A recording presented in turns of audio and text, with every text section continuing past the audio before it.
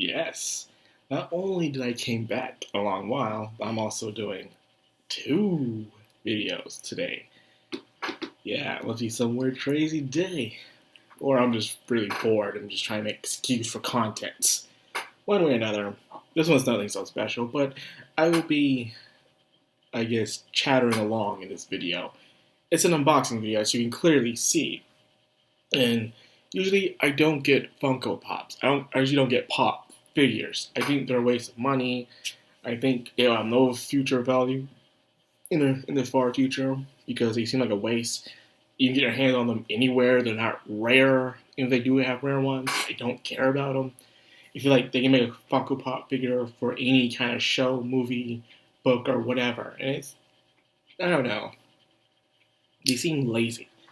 And I never bought one until recently. The only one I ever had is only because it was a parting gift from a friend who went to South Korea, not North Korea, and it was a Supernatural one, Castiel from Supernatural.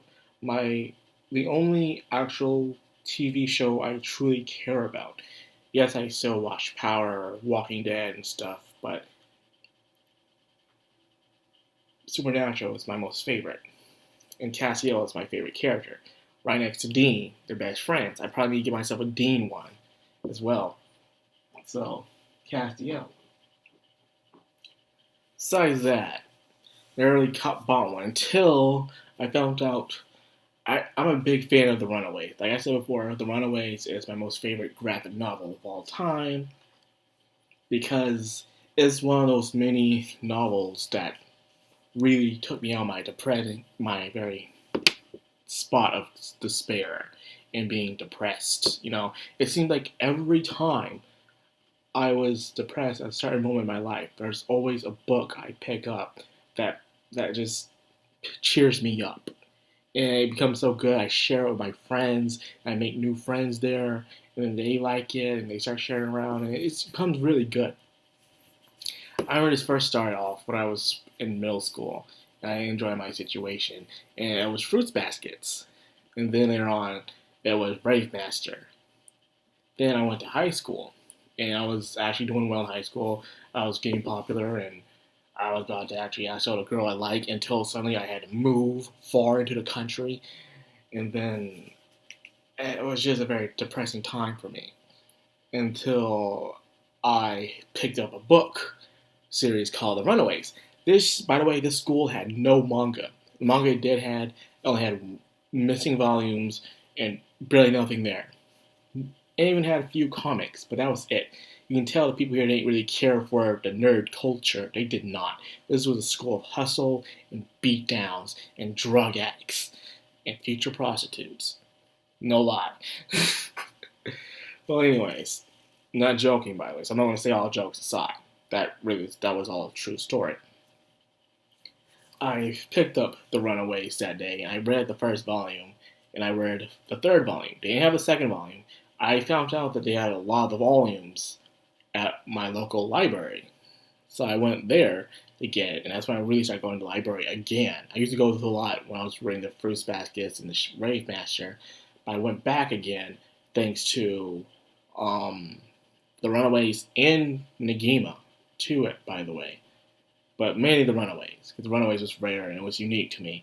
They kind of did the woke thing first compared to now, and it was actually pretty good. You had the character that didn't have a gender, then you had the gay character and stuff. The leader was a black kid, and they actually did something that I was very proud of. They made the black kid the traitor and a bad guy. Can you believe it? Alex Wilder. Wilder, from The Runaways. Yes. Now, I know some people here don't really care for the Marvel, DC stuff, and I don't either. However, there are some stories I've found from Marvel where they're very underrated and to the point where they don't get noticed by anyone. Runaways got its live action show only because it was the only niche one that became extremely popular.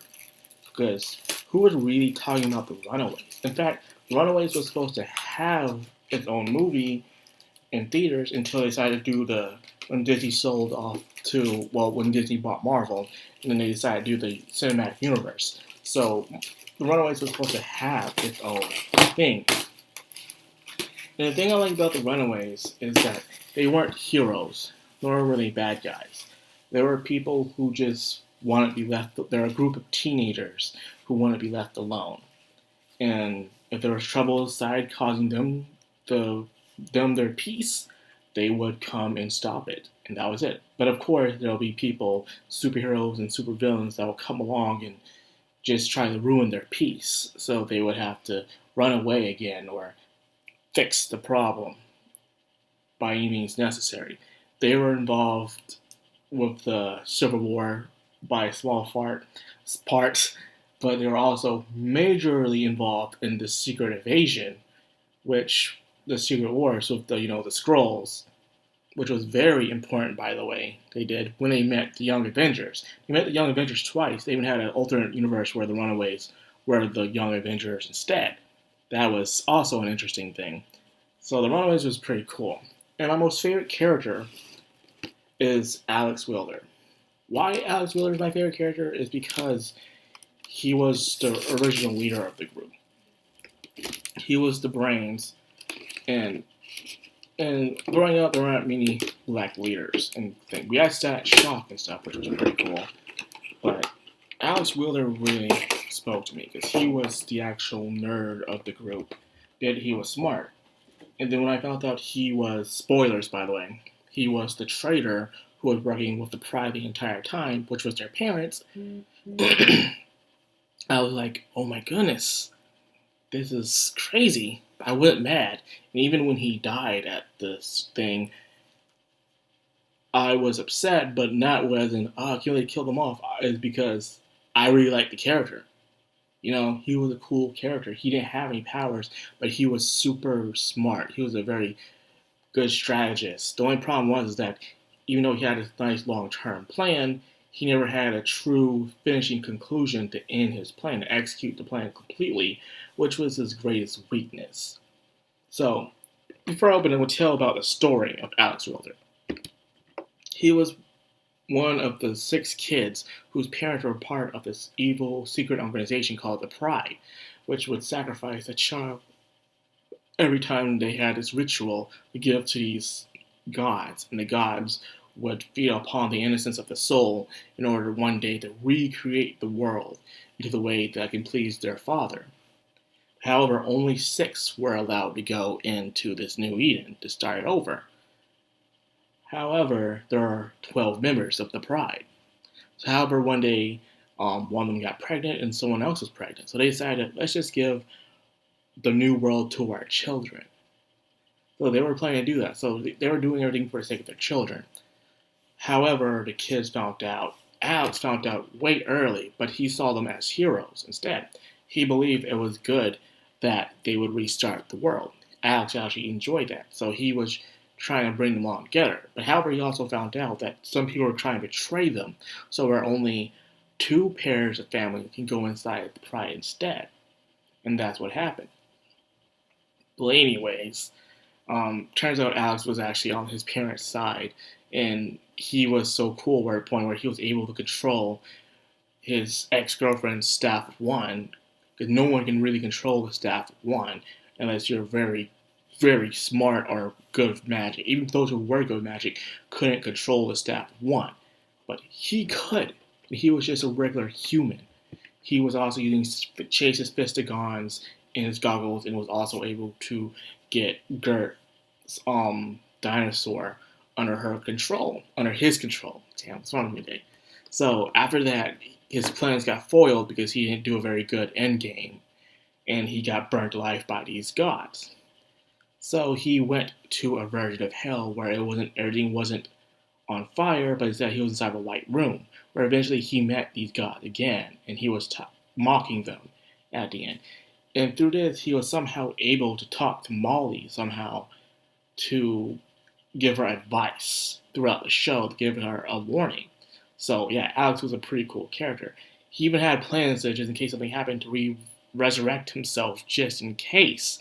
by his online friends, but they end up resurrecting his father from a past time.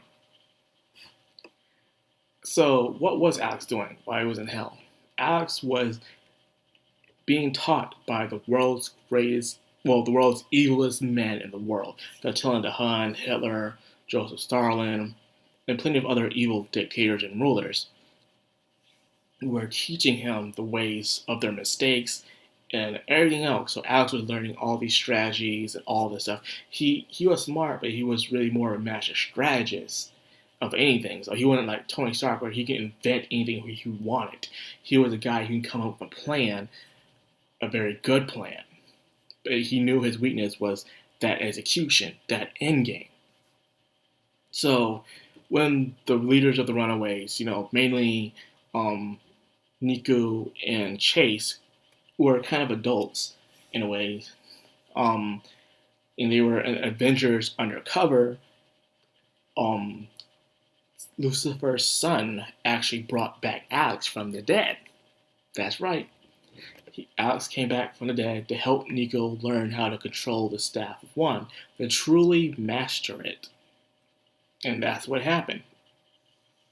He taught her how to master it, and therefore she was able to do things. However, even though he would like to go with them, he couldn't because he was brought back at a price. He had to serve his servitude under the Young Masters of Evil. So for a while, he was under the Young Masters of Evil, and he even attacked Shield Academy and stuff. He was even on the Iron Man, one of the Iron Man series as well. After that, he went on his own, where he learned supernatural powers, like teleporting, sending people to hell, even having a demon inside of him, and all the crazy kind of powers. And he was making his own form of pride in New Orleans. There he faced the Power Pack, Iron Fist, and I think it was Luke Cage. Luke Cage and Iron Fist, I believe. And they're teaming up to beat Alex. Alex was actually the main antagonist of his story. So Alex became such a good villain to the point where he became a main antagonist, which was pretty cool in my book. Wow, Alex is really evolving. Of course, he was also having a gang war with Tombstone as well. He got defeated, of course, because Alex is the bad guy. But then we didn't hear anything about him until the new Runaways came back in 2016. Then, as things were going on with the Runaways reforming themselves, the original one getting back together, not all of them, only the first ones, not the new ones. So there wasn't the girl who controlled the plants or even Zavin, because, F. Zavin, by the way. Like, really? Zavin? I like Zavin, but he's gone too. So it's just Molly, a Gert from the past, Carolina, I think her name was, Nico, and Chase with Old Lace. And Victor. Victor also came back after he was with the Vision comic. He died and came back thanks to rebuilding of Chase, by the way. So Alex just came back on the door, and the sons of those gods that burned him are after him because they want a sacrifice so they can continue their parents' work. However, they were able to stop them, but however, one stayed behind. So anyways, Alex is back, but however, the thing I like about Alex is, even though he was a traitor and he was up to no good, he did knew how to use the Runaways to their very best. Because after Alex left, and even though they were doing good with minor villains, when it came to main villains, the team was always in disarray. They didn't know how to really do things because Nico wasn't really a good leader. And even in my opinion, she wasn't a good leader. She was terrible, in my opinion. She was too emotional, and it's good to have emotion, but she was kind of bad at it, in my opinion. She kept them together, which was good, but Alex did a better job. He was kind of cold to them, but when it came to, the strategy, he was the best. So I think the two needed to work together in order to make the perfect Runaways team. But the problem was that Alex's ideas of doing things were way too harsh and cruel. So that's the reason why he left. After he got rid of the sons of those gods, in a way. And the only one who truly understood him, in a way, was Molly. in a way. While the other ones were angry at him, couldn't forgive him, Molly was the only one who didn't care about all that, who was just glad to see him because him around felt like a happy time where things were simple. She didn't mind Alex being later because, in a way, Alex kept them safe. They weren't running away all the time. They weren't in danger all the time, even though Alex put them in danger only to train them, but he did it on purpose. So if Alex really wanted to keep them safe, he could have done it perfectly. So anyway, might as well open this up. She follows Alex and learns something about Alex, how Alex doesn't eat or he doesn't really sleep or anything because Alex is truly undead now and stuff like that. So even though he has his powers, he is undead. And because of that, when the guy was harassing Molly on the bus and the dude tried to touch Alex, the dude felt like this stench, this source of death, cold death on him. He got freaked out. So anyone who touches Alex gets freaked out, you know. So he is something that's unnatural. So all he did went back to his parents' house, and he's just staying there. Now, the last time we saw Alex was in the latest chapter of the Runaways, where they were being actual superheroes for a while, but they stopped. And then Gert was actually trying to contact Alex for help, but he never came. But people believed he kind of helped in the background without anyone noticing. Because at the end of the last page of the last volume that came out, Alex was there. He picked up the helmet. And that was the last page that ever came out this year of the Runaways, 2016. After that, we don't know what happens to the Runaways and Alex. We don't know. But anyways, unfortunately, this is a bobblehead, and it's the live action Alex. Live action Alex was still good, in my opinion, but I hate how he wasn't the traitor in the very beginning. In live action, they made Chase the traitor. I'm like, really? Chase? Chase doesn't have the brains to be the traitor. It was Alex, man. Don't take that away from him. In a way where, even though Alex was still on the team, they kind of took the team of leadership away from him on the show. Like, are you kidding me? They kind of downplayed Alex for the sake of Nico and Carolina's relationship. I'm like, yes, I know they get together at the latest series. I didn't like what they did with Nico's character. Nico wasn't supposed to be a lesbian. The original book was that it was supposed to be her. She was supposed to appreciate Carolina being there, but she wasn't supposed to be a lesbian. But other people got their hands on her and turned her into a lesbian. But then again, she was also with Alex, so she's probably just bi or something, or who knows? Who cares, actually? But it's just their lives in the end of the day. And I don't think it should really matter. But anyway, I just like how they did Alex in the end of the show. Until towards at the very end, they did some cool things like how him and Chase and their future selves were chasing each other throughout time, which was pretty cool.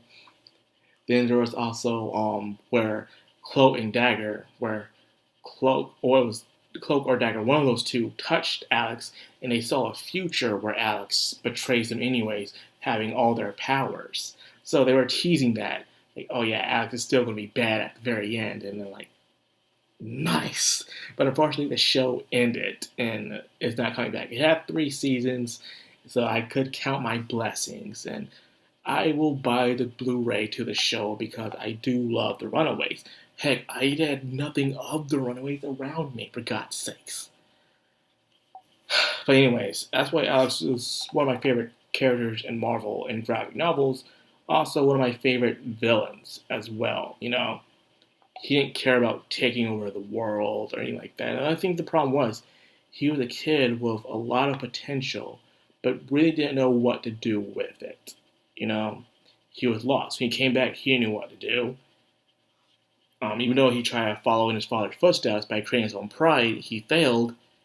He didn't know what to do after that. He was being chased by the gods, the sons of those gods, and he was with the Runaways, but he felt like he didn't belong there. So he left.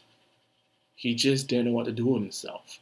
He had all this potential to be a good villain. He had the potential to be a good hero.